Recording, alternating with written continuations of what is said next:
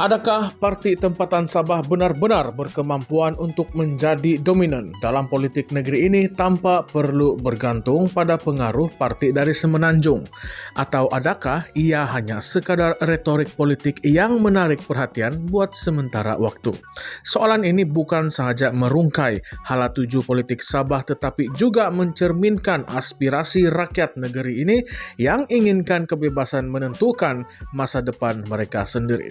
Selamat datang ke Current Sphere MY. Dalam video kali ini kita akan mengupas pandangan hangat yang dilontarkan oleh pemangku Presiden Parti Bersatu Sabah PBS, Datuk Dr. Joachim Gunsalam, yang memberi isyarat bahawa sudah tiba masanya parti tempatan menjadi tunjang utama dalam kepimpinan negeri Sabah. Dalam sebuah persidangan baru-baru ini, Dr. Joachim menyorakan bahawa hanya parti tempatan yang mampu memahami kehendak serta aspirasi sebenar rakyat Sabah. Beliau menyatakan walaupun PBS terbuka untuk bekerja sama dengan parti dari Semenanjung, pengaruh utama mesti datang dari parti tempatan yang lebih arif tentang isu-isu serta keperluan unik negeri ini. Bagi beliau, dominasi parti luar mungkin membawa agenda atau kepentingan yang tidak selari dengan aspirasi masyarakat setempat. Kenyataan ini dibuat ketika beliau merasmikan persidangan perwakilan tahunan Pergerakan Wanita dan Pemuda PBS di Kota Kinabalu yang turut menandakan persiapan parti itu untuk menghadapi pilihan raya negeri ke-17 yang dijangka diadakan tidak lama lagi. Bukan itu sahaja, Dr. Joachim turut mendedahkan perancangan PBS untuk memperluaskan pengaruh mereka pada PRN 17. Beliau menyatakan bahawa PBS bukan sahaja akan mempertahankan 7 kerusi yang dimenangi pada PRN 2020, tetapi juga bercadang untuk bertanding di lebih banyak kerusi, terutama di kawasan-kawasan yang pernah menjadi kubu tradisi mereka. Sebagai parti yang mewakili pelbagai kaum di Sabah, beliau percaya bahawa kepelbagaian ini memberikan kekuatan luar biasa yang boleh menjadi asas kepada kemenangan besar PBS dan Gabungan Rakyat Sabah GRS pada PRN 17 nanti.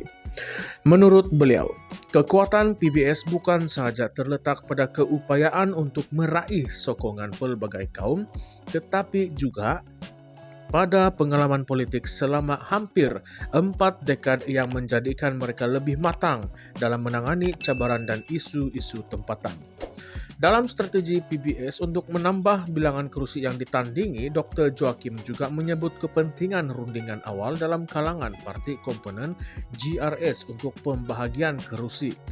Langkah ini bertujuan untuk mengelakkan pertindihan kerusi yang mungkin menyebabkan perpecahan undi, sekaligus memberikan kelebihan kepada pihak lawan.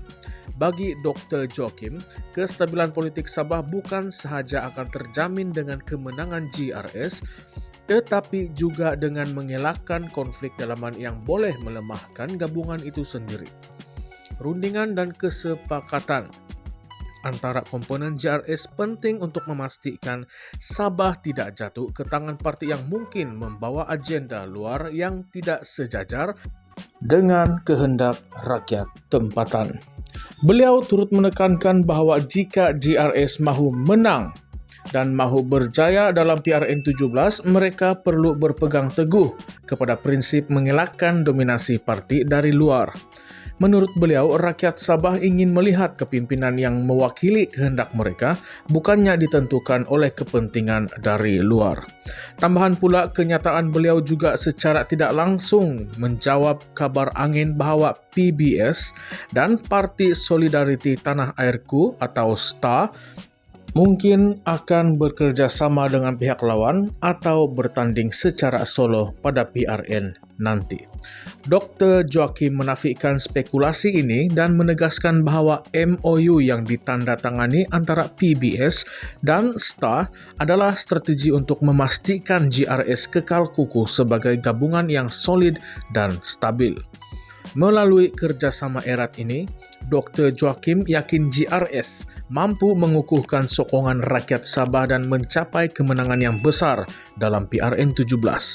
Baginya, kemenangan ini tidak hanya akan membawa kestabilan politik ke negeri itu, tetapi juga memberi peluang kepada GRS untuk memperbaiki kelemahan yang selama ini membelenggu politik Sabah. Beliau juga optimis dengan perpaduan dalam GRS dan kesediaan PBS serta parti komponen lain untuk bekerja sama, gabungan itu boleh memperoleh majoriti kerusi dalam PRN17 dan seterusnya memastikan suara rakyat Sabah benar-benar didengar di peringkat pentadbiran negeri. Namun ini semua menimbulkan persoalan yang lebih besar. Adakah GRS yang diterajui oleh parti-parti tempatan seperti PBS mempunyai kekuatan yang cukup untuk menolak pengaruh luar sepenuhnya dan membawa aspirasi rakyat Sabah ke peringkat yang lebih tinggi? Atau adakah mereka pada akhirnya masih memerlukan sokongan parti dari luar demi memastikan kestabilan dan kekuatan politik yang berpanjangan? Ini adalah isu penting yang memerlukan perhatian dan pandangan kita semua sebagai rakyat Sabah. Di ruangan komen kami ingin tahu pandangan Anda tentang realiti politik Sabah yang sedang berubah ini. Adakah dominasi parti tempatan akan benar-benar membawa kebaikan kepada Sabah? Atau masih ada ruang untuk parti luar memainkan peranan dalam pembangunan negeri ini? Jangan lupa untuk like, share, dan subscribe Current Sphere MY untuk terus mengikuti perkembangan terkini tentang politik Sabah. Mari kita bincang dan teruskan dialog ini bersama karena suara Anda penting untuk masa hadapan Sabah. Sekian, terima kasih.